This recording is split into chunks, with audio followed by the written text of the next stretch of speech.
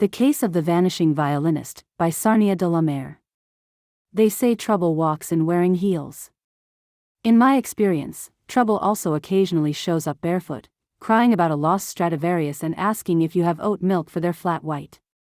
My name's Ginny Greaves. I'm a private investigator by profession, a cynic by default, and a semi-qualified bartender by necessity. I run my operations from a dusty office above a Polish nail salon in Lower Clapton. The sign on my door says, Discreet Inquiries.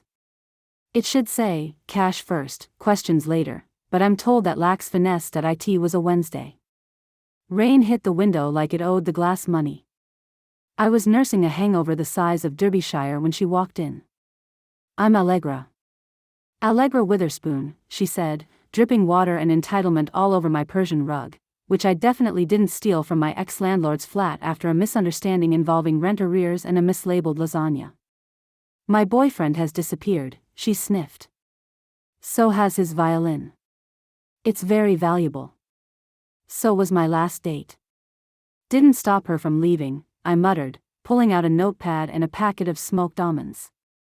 Start from the beginning. Allegra launched into a tale that had more red flags than a bullfighting convention. Her boyfriend, Tobias Stroganov, yes, like the stew, was a rising star in the experimental klezmer jazz fusion scene. Apparently, he played a 1720 Stradivarius that had once belonged to a countess, a conductor, and a possibly haunted badger sanctuary. He'd vanished after a late-night gig at the Flaccid Trumpet, a dive bar known for its live music, weak cocktails, and suspiciously damp bar stools. The only clue, a sheet of burnt music manuscript left on their shared beanbag.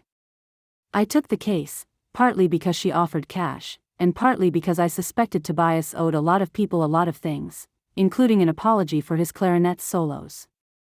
My first stop was the Flaccid Trumpet. I wore my trench coat and my Don't Mess With Me eyeliner. The bartender, a man with 3 teeth and a comb-over held together by hope, remembered Tobias. Said he was meeting someone after the show, he grunted, wiping a glass with something that might once have been a gerbil. Did he mention who? Just said, the maestros finally called me in. He shrugged. Could mean anything. Could be drugs.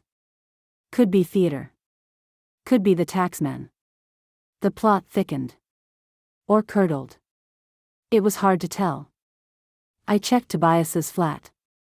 Empty, except for a note in the freezer, gone to compose with destiny. Do not defrost the gyoza. The handwriting was suspiciously loopy. I pocketed a dumpling for later. That's when I noticed the scratch marks on the floor. Cello case scratches. But Tobias didn't play the cello. He hated cellists. Said they breathed too loud. A tip-off from an ex-girlfriend with a penchant for incense and illegal snakes led me to Maestro, a shadowy figure in the underground music world. Real name, Barry Plimpton. He ran a cultish collective called the Harmonious Apostates, who believed perfect pitch was a spiritual gateway to enlightenment and also maybe immortality. I broke into their HQ disguised as a struggling oboist. Inside, I found Tobias, alive, high on nutmeg and meditating in a soundproof chamber, surrounded by burning music scores and a wall of tuning forks. He'd faked his disappearance to transcend musical form. Also, to escape his rent. You left a woman worried sick. I snapped. Also, where's the violin? He looked at me with eyes full of jazz. The violin is free now. I left it at a bus stop in Brixton. Someone will find it who truly understands. I knocked over a gong. Later that night, I returned the case, literally and figuratively, to Allegra, minus boyfriend and instrument but plus an invoice. She sighed. He always was dramatic. Yeah, I said. But next time he wants to disappear, tell him to try yoga, not fake death. I watched her leave, heels clicking down the corridor like punctuation marks. Another case closed. Another bill paid. Barely. I poured myself a drink, opened the window to let out the smoke from the incense Tobias had given me, and stared into the London night. No rest for the wicked. Or for private eyes with a taste for gyoza and jazz crimes. Then I emailed lost property at the bus depot to claim the violin. Copyright 2025 Tale Teller Club / Sarnia de la Mare.